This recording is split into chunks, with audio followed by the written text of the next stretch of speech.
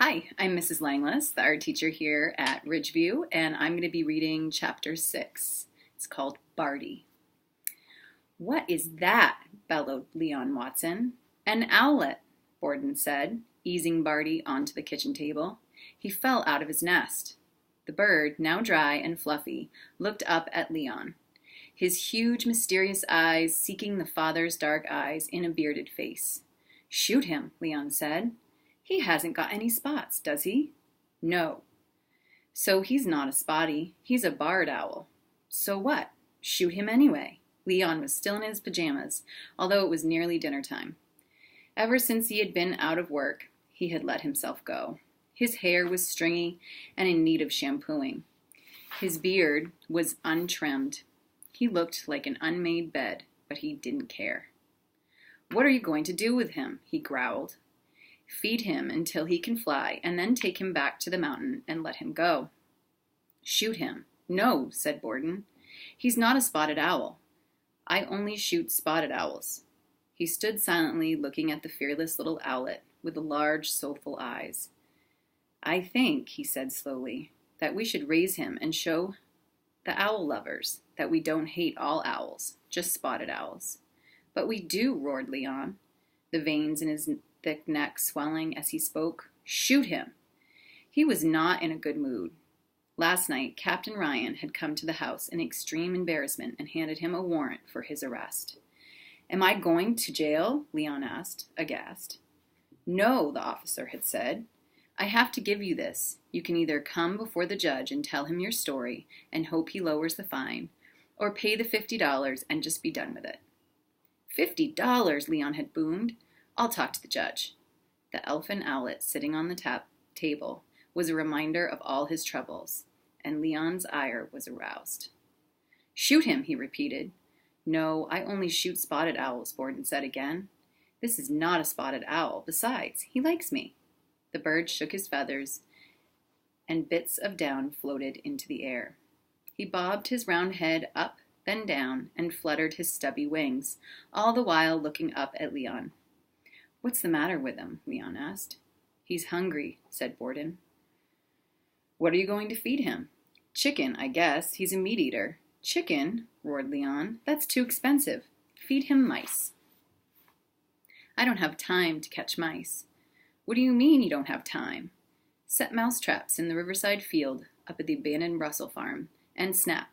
You've got 40 of them." "I can't go running back and forth to the Riverside field," Borden said. "I have to go to school and work at the gas station."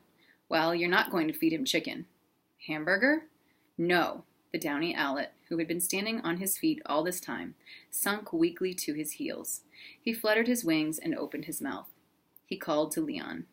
The big cutter looked at him. "All the wing beating is some kind of bird talk," he said, distracted at last from the previous night's nightmare. "I think he's asking me to feed him." "Looks like a kid begging." Borden saw the beginning of a smile on Pop's lips. It crinkled the corners of his eyes.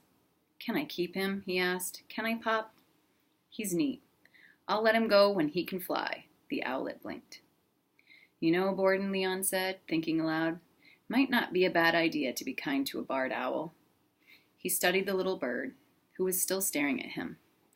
"I'll tell you what. I'll catch mice for him if you don't have the time. Maybe the judge will let me off when he hears I've helped save a poor little owlet." "You can't be all that bad if you save a bird." He sat down and put his elbows on the table and his chin in his fists. "How about it?" he said, looking at the owlet. "What did you call him, Borden?" "Barty." "How about it, Barty?" "Want me for a mom?" he chuckled. "I'll tell the judge how we saved your life." He pushed back from the table and threw his shoulders back, chest out. "Then, when he lets me off, I'll wring your neck." He laughed heartily and put his elbows back down on the table. The owlet saw the cave Leon had made with his arms and body and ran into it. It was the nearest thing he could find to a shelter in this new cold and angular world. Feeling secure, he bent his knees and sat down on his heels and insteps. He closed his tired eyes. Leon sat up, removing the shelter. The owlet got to his feet. Leon leaned over him again, and the owlet sat down. "Seems he wants a shelter," Leon said. There's a wooden box in the garage by 920 Johnsard Super Chainsaw. Go get it, and we'll fix it up for him. When Barty was in the box with newspapers spread, Leon put him beside the kitchen stove. He placed a piece of plywood over the box to make it dark and cozy. Then he went to the garage for mouse traps. Come on, Borden, he said. We've got a few hours before dark. Let's catch some mice. This little fellow is going to die if we don't feed him, and I want to keep him until I go to court. They hiked several miles to the riverside field. It was famous for its numerous voles and mice. Paul James took his science class there to study not only little rodents, but the birds of prey that came to eat them. As Leon and Borden approached, 2 red-tailed hawks and 1 black-shouldered kite were circling above this predator supermarket.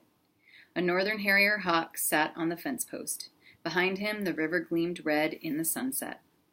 Borden had been there with Sally when she was taking Paul James's class, so he was able to show his father what a mouse highway was. He pointed to a groove in the grass and told Leon to set a trap there. They put out 10 traps on the grass highway, then went back to the fence and sat down. Borden opened a soda can, took a sip, and passed it to Leon. He brushed it aside. I can't get over that Paul James hitting me in the face, he said. Did he think I was going to take that? What does he expect a man to do? Smile and turn the other cheek? Not me. Ah, Pop, forget it, Borden said. Pretty soon there won't be any spotted owls, and you can log again. How do you know? Judge Kramer told me so. He said they need big trees, lots of them. But we left lots of big trees for them, just like the government told us to do. Judge Kramer said they're too far apart. He said the owls can't hear each other, and if they can't hear each other, they can't find each other. And if they can't find each other, they can't mate.